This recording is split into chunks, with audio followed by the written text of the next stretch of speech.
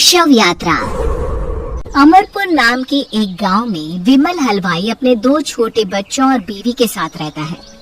विमल की पत्नी ज्योति भूत प्रेत जादू टोने में बहुत माना करती थी।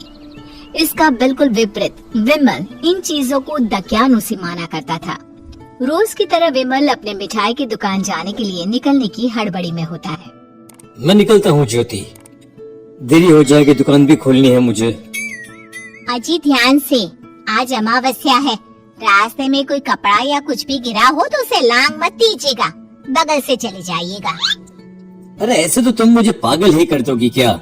हाँ, मैं नीचे देख कर चलूं कि सामने से कोई गाड़ी घोड़ा आकर मेरे ऊपर से चला जाए?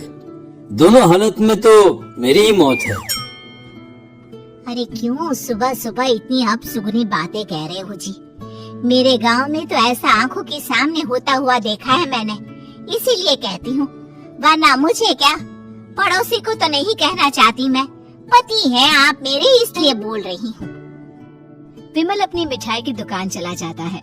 दुकान पर पहले से ही ग्राहकों की लंबी लाइन लगी हुई थी। ये लो, वहाँ ज्योति अमावस्या को लेकर परेशान है और आज तो हमेशा से ज्यादा ही लंबी लाइन लगी पड़ी है। अच्छी खासी बिक्री होगी आज। विमल दुकान खोलता है। एक के बाद एक ग्राहक उसकी दुकान पर मिठाई ले रहे होते हैं। तभी गांव की एक बूढ़ी औरत विमल से कहती है, जिस तेजी से बिक्री हो रही है, कहीं किसी की नजर ना लग जाए, नींबू मिर्ची टांग ले। अरे क्या चाची तुम भी, ये सब नजर बजर कुछ नहीं होता है। कैसे लोग हैं मेरे आसपास।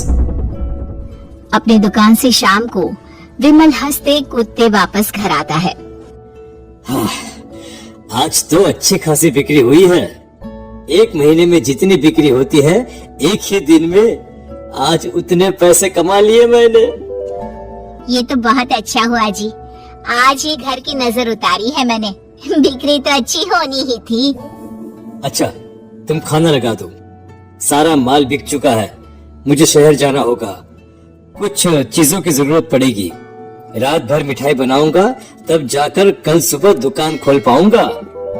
खाना खाकर विमल शहर जाने के लिए निकल पड़ता है। सुनिए जी, ध्यान से जाइएगा, चौरस्ते पर किसी जादू टोने की चीज पर पैर मत रख दीजिएगा। हे भगवान, हद हो गई ज्योति, ये तो मैं जा रहा हूँ। विमल गुस्से से शहर जाने निकल पड़ता है। रात का काला घना अंधेरा, चांद की एक भी किरण ना होने के कारण अंधेरे में कुछ भी देख पाना मुश्किल था। जंगल के बीच के एक अध कच्चे रास्ते से विमल जा रहा होता है।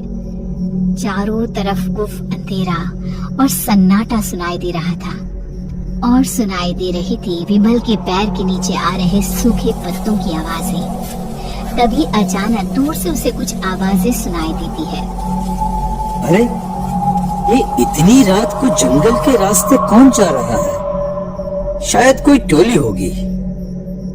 राम नाम सत्य है, राम नाम सत्य है, राम नाम सत्य है, राम नाम सत्य है। धीरे धीरे आवाज कुछ कुछ सुनाई पड़ती है।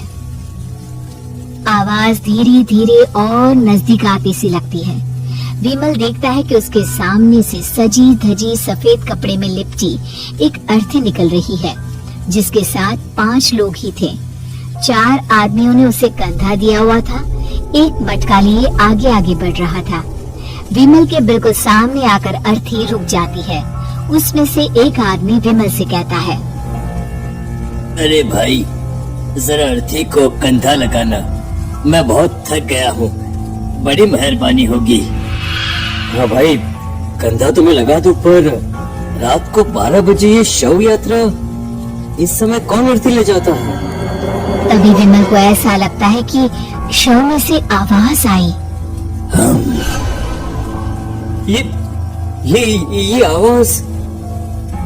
मजबूरी है भाई, आप कंधा दीजिए, मैं रास्ते में सब बताता हूँ आपको। विमल अर्थी को कंधा दिए चल रहा होता है कि उसे ऐसा लगता है कि हाथ में मटका लिए जो आदमी शव के आगे चल रहा है उसके पैर उल्टे हैं। क्या हुआ भाई, हकला क्यों रहे हो?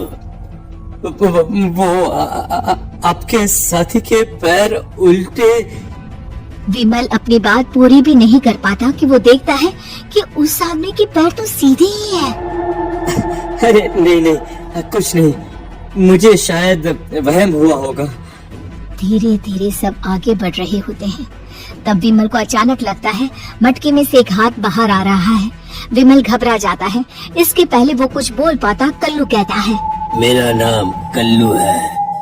हम 6 दोस्त थे, जिसमें से एक को तो तुम सोया हुआ देख रहे हो। इतनी पक्की दोस्ती थी कि जैसे हम सब सगे भाई हैं। पर किस्मत का कोई क्या कर सकता है। आज से 4 साल पहले एक नदी में हम सब नहाने गए थे, जिसमें डूबकर राजेश की मौत हो गई। किसी मजबूरी के कारण हमें उसकी अर्थी को रात को ही शमशान घाट ले जाना पड़ा। हम 5 उसे ले जा रहे थे। 4 साल पहले आप 5 में मैं कुछ समझा नहीं। मंकू अपनी गर्दन पीछे घुमाकर अपनी आंखें बड़ी बड़ी कर विमल से कहता है, अरे भाई पूरी कहानी खत्म होने दो, फिर बीच में बोल लेना, ठीक है? तभी रास्ते में एक हादसे में अपने दोस्त के साथ हम सभी मर गए। वो सामने देखो, हमारा दोस्त। विमल सामने देखता है। उसे दिखता है कि एक ऐसा आदमी जिसका शरीर कई जन्मों से पानी के अंदर रहने के कारण सफेद पड़ गया है। उसकी आंखें बाहर की ओर निकली हुई थी। फिर ये अर्थी किसकी है? अर्थी के साथ के लोग अर्थी को नीचे रखते हुए एक साथ विमल की ओर देखते हुए कहते हैं, तुम खुद ही देख लो। विमल शव पर से सफेद कपड़ा हटाता है। शव की जगह खुद को ही देखकर विमल के होश उड़ जाते हैं। वो शव विमल की ही थी। पलक झपकते ही विमल उस अर्थी की जगह पर होता है। 6 के 6 दोस्त उसी तरह अर्थी को उठाकर चलने लग जाते हैं। राम नाम सत्य है। राम नाम सत्य है।